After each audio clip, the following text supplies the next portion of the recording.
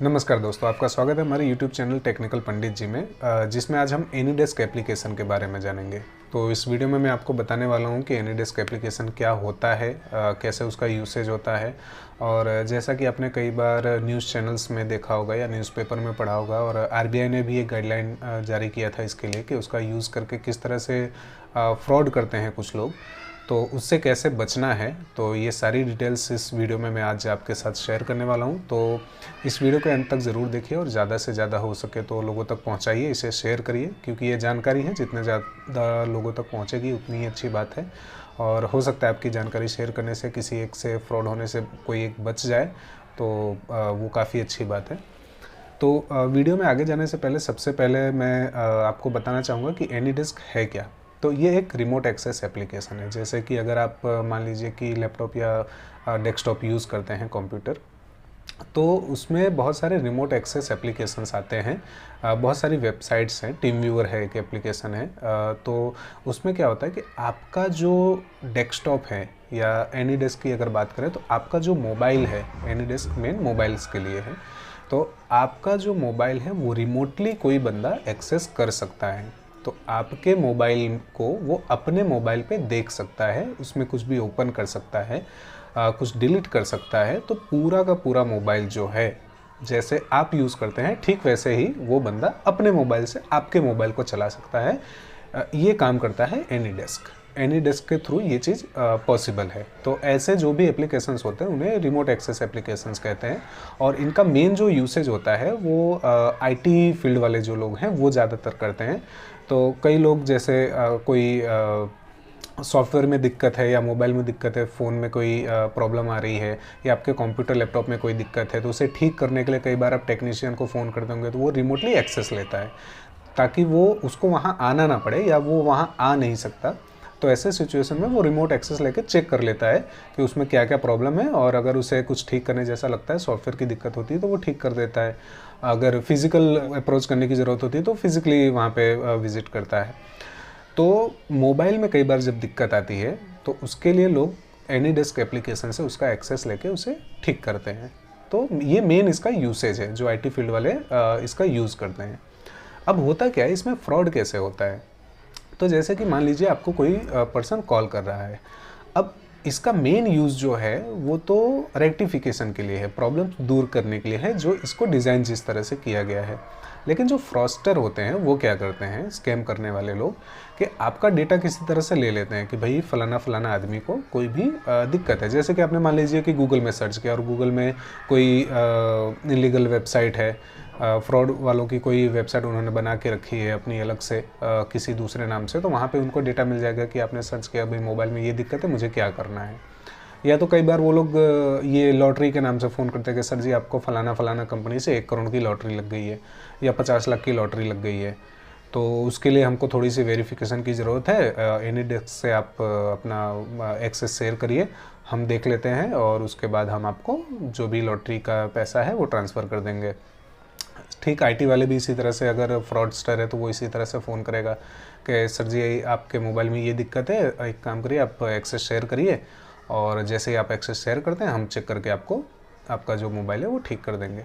तो इस तरह से वो फ़ोन करते हैं। तो जब आप एनीडेस्क एप्लीकेशन डाउनलोड करते हैं, इंस्टॉल करते हैं अपने मोबाइल में, तो उसमें एक 9 डिजिट का कोड आता है। तो वो जो 9 डिजिट कोड होता है वो उसका यूज़र आईडी होता है, एक तरह से यूज़र आईडी कह सकते हैं। तो जब आप सामने वाले को अपना आईडी देते हैं, वो कोड देते हैं 9 डिजिट का, उसके बाद जैसे ही वो 9 डिजिट का कोड अपने फ़ोन में एंटर करता है सामने वाला, और फिर वो आपसे मांगता है एक्सेस, रिमोटली आपके फ़ोन को एक्सेस करने के लिए आपसे परमिशन मांगता है। तो आपके मोबाइल पे नोटिफिकेशन आएगा कि उसे अलाउ करना है या डिनाई करना है। तो जैसे ही आप उसे अलाउ करते हैं, उसे परमिशन दे देते हैं, तो आपका फ़ोन वो अपने फ़ोन में देख पाएगा, उसे चला पाएगा, कुछ भी ओपन कर सकता है, डिलीट कर सकता है, आपका कोई भी डेटा देख सकता है। ऐसे में कई बार क्या करते हैं लोग कि जैसे मान लीजिए कि वो फ़ोन करेगा, आपको बताएगा कि सर आपको एक जो मैं अभी सर्विस दे रहा हूँ, जो चेक कर रहा हूँ, उसका आप पेमेंट कर दीजिए पहले। तो जैसे कि मान लीजिए उसने आईटी वाले ने आपको कॉल किया, स्कैमर है, उसने आपको कॉल किया और बताया कि रिमोट एक्सेस तो उसने लेके रखा है आपके पास से, तो वो कहेगा कि सर एक पेमेंट कर दीजिए। पेमेंट करने के लिए आप क्या करेंगे, आप अपना यूपीआई ओपन करेंगे, आपका जो या तो बैंक का एप्लीकेशन है उसको ओपन करेंगे, या तो आप जो भीम यूपीआई या कोई भी यूपीआई अगर यूज़ करते हैं तो उसे ओपन करेंगे।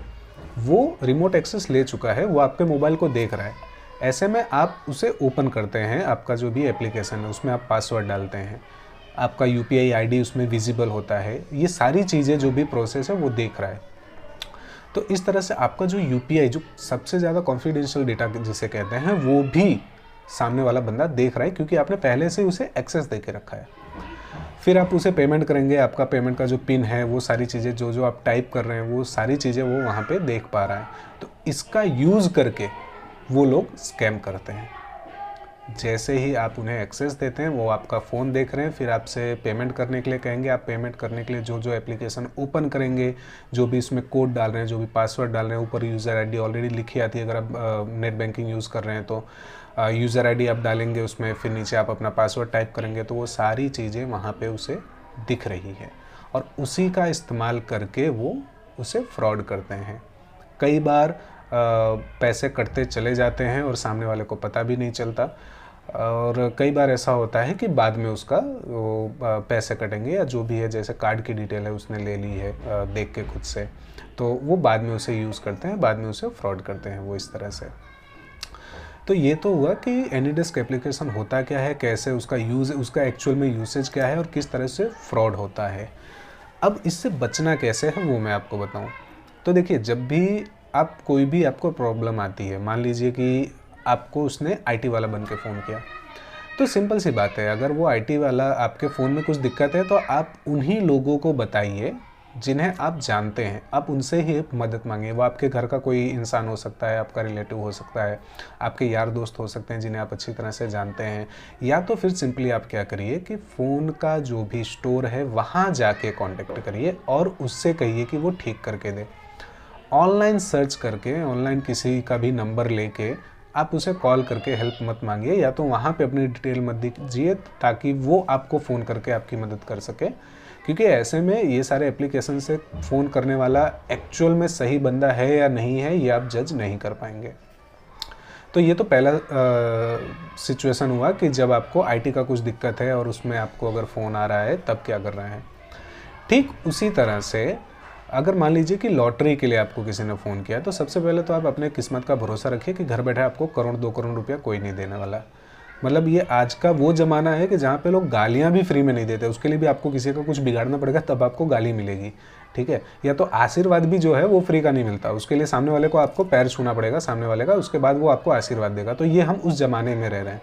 तो आप सोचिए, कोई भी कंपनी आपको फ़ोन करके बिना कुछ किए, आप मतलब घर में बैठे हैं आराम से, आप नींबू पानी पीने वाले बंदे हैं और आपको कोको कोला कंपनी जो है वो 1 करोड़ रुपए दे दे, ये कैसे बन सकती है। मैं कहूँ कि मैं साइकिल से चलने वाला बंदा हूँ और सडनली हीरो होंडा कंपनी मुझे फ़ोन करके बोले सर जी आप हीरो की 1 करोड़ की बाइक या 10 लाख की बाइक जीत गए हैं, या तो आप इतना पैसा जीत गए हैं, तो ये कैसे हो सकता है। मतलब घर बैठे कंपनी का जो मालिक है सुबह उठा चाय पीते पीते ध्यान आया करे चलो आज उसे 1 करोड़ दे देते हैं, ऐसा नहीं होता। तो ये हकीकत है, ठीक है। तो इसी तरह से कोई भी लॉटरी बिना कुछ किए नहीं लगती। उसके लिए या तो आपको लॉटरी वोटरी की आप कोई टिकट खरीद रहे हैं जहाँ पे है और वहाँ से आपको लॉटरी लगती है तो अलग बात है, बाकी वैसे ही तो कोई किसी को 1 रुपया नहीं देता, तो आपको करोड़ों या लाखों रुपए कहाँ से देंगे। तो सबसे पहले तो आपको ये समझने की ज़रूरत है। दूसरी चीज़ है कि जैसे भी आपको इस तरह के अगर कोई फ़ोन आ रहा है कि सर जी आपको लॉटरी लग गई, ये लग गई, फलाना लग गया, ठिकाना लग गया है और आपको ये डिटेल देनी है, तो आपको अपनी कोई भी डिटेल शेयर करने की ज़रूरत नहीं है। क्योंकि जो कंपनी अगर मान लीजिए कि लॉटरी लगवा रही है, आपको करोड़ों रुपए का वो हो गया, तो बिना जाने पहचाने थोड़ी वो लगा देगी। वो आपको जानती पहचानती होगी, आपका डेटा होगा उसके पास तभी लगाएगी। ऐसे कोई फ़ोन करके थोड़ी बोल देगा कि अरे सर जी आप जानते पहचानते नहीं हो फिर भी फ़ोन करके बोलेगा सर जी आपकी 1 करोड़ की लॉटरी लग गई है, ऐसा नहीं है। तो उसके पास पहले से डेटा होगा, अगर सच में ऐसा कुछ हुआ होगा तो वो आपको कांटेक्ट करेंगे, आपके घर पे आएंगे। इस तरह से फ़ोन पे या ईमेल पे कोई नहीं देता पैसे। मतलब फिजिकल जिन लोगों को आप जानते हैं वो पैसे नहीं देते। अब जो जिनको जान पहचान वाले वो आपको पैसा नहीं देते, जिसको जानते पहचानते नहीं है वो कहाँ से आपको करोड़ रुपए, 2 करोड़ रुपए या 50 लाख रुपए दे देगा। तो ये सिंपल सी बात है, ये आपको समझने की ज़रूरत है। तो कभी भी इस तरह के जो भी कॉल आते हैं उनसे बचिए, उनको कोई भी डेटा शेयर मत कीजिए। अगर वो कहते हैं कि एनीडेस्क एप्लीकेशन से आपको ये कर देंगे, आपका वो चेक करना है, खाली वेरीफाई करना है, ये सब करना है, तो उसमें कोई भी डिटेल आपको देने की ज़रूरत नहीं है। कोई भी अनजाने व्यक्ति को, जैसा कि मैंने पहले बताया कि कोई भी अननोन पर्सन जो भी है जिसे आप ढंग से जानते पहचानते नहीं हैं, उन्हें अपने मोबाइल का एक्सेस देने की ज़रूरत नहीं है। बिल्कुल भी उनको अपने मोबाइल का एक्सेस नहीं देना, क्योंकि ज़रूरी नहीं है कि हर बार पैसे का नुकसान हो, कई बार डेटा का भी नुकसान होता है। जैसे आपने कोई भी कॉन्फिडेंशियल डेटा रखा है, अपना प्राइवेट इन्फॉर्मेशन रखा है, अगला बंदा यूज़ कर रहा है आपका फ़ोन, अपने घर पे बैठे वो चेक कर रहा है, तो आपकी कोई भी डेटा है वो देख सकता है, वो इजीली उसे एक्सेस कर सकता है। आज नहीं तो कल, कल नहीं तो परसों, नहीं तो 1 साल बाद उसका वो मिसयूज़ कर सकता है। भले आपको डराने धमकाने के लिए कर सकता है, या तो कहीं और भी आपका डेटा यूज़ कर सकता है। तो इस तरह किसी को भी डेटा देने की ज़रूरत नहीं है। सबसे पहली बात तो ये है। तो ये तो हुआ कि आपको बचना कैसे है। अब हम देखते हैं कि अगर मान लीजिए कि भगवान न करे आपके साथ फ्रॉड हो गया है, तब आपको क्या करना है। तो ऐसे सिचुएशन में मैं आपको यही बताऊंगा कि अगर आपके साथ फ्रॉड हो गया है और तुरंत आपको पता चला करे नहीं यार ये तो गलत व्यक्ति था, इसको मैंने भरोसा करके एक्सेस दे दिया है, मेरे पैसे का नुकसान हो गया है और फ्रॉड हो गया, तो तुरंत सबसे पहले तो एप्लीकेशन को बंद करिए। जितना भी आपका पैसा और ये गया उसकी सारी डिटेल लीजिए, आपके बैंक को कांटेक्ट करिए और वहाँ पे एक कंप्लेन रेज करवाइए कि मेरी फलाना फलाना अकाउंट से इतना पैसा कट गया है, फ्रॉड हो गया है मेरे साथ में। तो कंप्लेन रेज करवाने के बाद जो भी अगर फ्रॉड होता है या पैसे कटते हैं तो उसकी जिम्मेदारी तो आती है बैंक की, क्योंकि आपने उनको इन्फॉर्म करके रखा है। पहले से जो कट गया वो तो आपकी गलती की वजह से कटा है और ये आपको मानना पड़ेगा, क्योंकि आप बंदे को समझ नहीं पाए, आपने इन्फॉर्मेशन दे दी है और उसकी वजह से कटा है। तो उसमें तो शायद ही बैंक कुछ मदद करे, कुछ नहीं कर सकती। उसके लिए आपको कांटेक्ट करना पड़ेगा साइबर सिक्योरिटी को।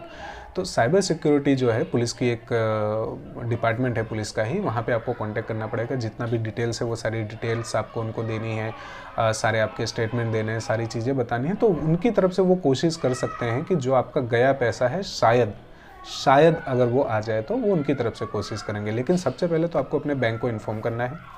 आपका जो भी कार्ड्स हैं, जो भी डिटेल्स है वो सबसे पहले बंद करना है, उनको ब्लॉक करवाना है।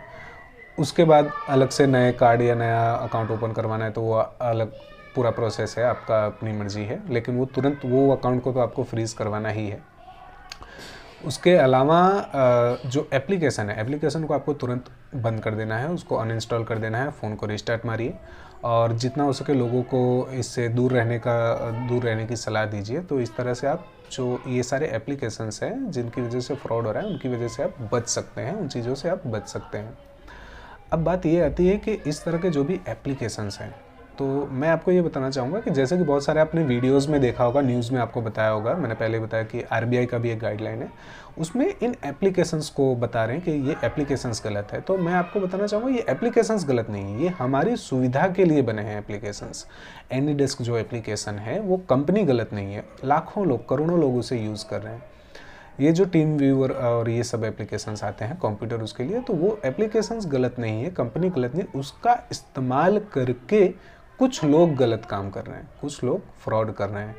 तो इसमें कंपनी की गलती नहीं है, आपकी ये गलती है कि आपने बिना सोचे समझे किसी को अपना डेटा दिया और सामने वाले की गलती है कि वो गलत कामों के लिए इसका इस्तेमाल कर रहा है। तो अगर आप एक आईटी बैकग्राउंड से हैं या तो टेक्निकली आप उतना साउंड करते हैं तो आप इन एप्लीकेशंस को यूज़ करिए। अगर आप उसे अच्छे से ढंग से यूज़ करना जानते हैं तो, अगर नहीं जानते तो ऐसी फालतू की कोई भी एप्लीकेशन, भले वो एनीडेस्क हुआ, टीम व्यूअर हुआ या उसके अलावा की कोई भी एप्लीकेशंस जो भी हो आपके मोबाइल में और जिसे आप यूज़ नहीं करते, रिपीटेडली आप उसको यूज़ नहीं करते, फ्रिक्वेंटली उसका यूसेज नहीं, आप 2 दिन 3 दिन में उसे यूज़ नहीं करते, महीने 2 महीने या आप 6 महीने साल में एक बार यूज़ करना, वो सारी एप्लीकेशंस हटा दीजिए। आपका अपना आपका जो मोबाइल है वो एक जो बोलते हैं अल्टर ईगो होता है, तो उसे जितना आप साफ़ रखेंगे उतनी अच्छी बात है। तो इस तरह के एप्लीकेशंस को आपको नहीं करना है इंस्टॉल, और रखना भी नहीं है, इन चीज़ों को निकाल देना है। उसके अलावा जो फालतू के एप्लीकेशंस जो एक्सेस लेते हैं, कि जैसे कोई मान लीजिए कि फ़ोटो खींचने वाला या कोई भी ऐसा एप्लीकेशन है और वो एक्सेस मांग रहा है, जब आप इंस्टॉल करते हैं तो उसमें दिखाता है कि भाई फलाना एप्लीकेशन को फलाना एक्सेस चाहिए। तो ऐसे एक्सेस भी मत दीजिए ऐसे एप्लीकेशंस को, क्योंकि ज़रूरी नहीं है कि हर बंदा फ़ोन करके आपके साथ स्कैम करे, कई बार एप्लीकेशंस भी गलत आते हैं। एप्लीकेशन से भी, जैसे कि आपने रिसेंटली सुना होगा कि गवर्नमेंट ने, हमारे इंडियन गवर्नमेंट ने बहुत सारी चाइनीज़ एप्लीकेशंस को बैन किया हुआ है क्योंकि वो आपका डेटा चुरा रहे थे। तो मान लीजिए कि जैसे कोई फ़ोटो खींचने का एप्लीकेशन है और वो बोलता है कि आपको कॉन्टैक्ट का इन्फॉर्मेशन जो है वो अलाउ करना पड़ेगा। तो सिंपल सी बात है यार, जिसको फ़ोटो खींचना है उसको मेरा कॉन्टैक्ट इन्फॉर्मेशन क्या चाहिए? उसको क्या फ़र्क पड़ता है कि मैं किससे बात कर रहा हूँ, किसका नंबर सेव है, किसका नंबर सेव नहीं है, किससे बात नहीं कर रहा हूँ, किसको ब्लॉक कर रखा है, क्या फ़र्क पड़ता है उसको? उसको मेरा फ़ोटो खींचना है, एडिट करना है, बात ख़त्म हो गई। लेकिन ऐसे एप्लीकेशंस फालतू के जो भी वो हैं लोकेशंस और फालतू की जो परमिशंस है वो मांगते हैं, उनको भी एक्सेस नहीं देना है। तो आपको सबसे पहले तो ऐसे लोगों से भी बचना है जिन्हें आप नहीं जानते पहचानते, और उसके बाद आपको उन एप्लीकेशन से भी बचना है जो बिना मतलब के परमिशंस आपसे लेते हैं, आपके मोबाइल से आपका डेटा एक्सेस करते हैं। या तो उन्हें यूज़ नहीं करना है, या तो आप बहुत अच्छे से उन्हें यूज़ करना जानते हैं, तभी यूज़ करिए। तो उम्मीद करता हूँ आपको ये वीडियो समझ में आया होगा, जितना भी मैं आपको बताना चाहता था एनीडेस्क एप्लीकेशंस के बारे में या जो भी आपके डेटा के बारे में मैं समझाना चाहता था। तो अगर आपको समझ में आया है तो इसे लाइक, शेयर, सब्सक्राइब करिए और बने रहिए हमारे साथ। आगे मैं ऐसे बहुत सारे वीडियोज़ लेके आता रहूँगा। Thank you.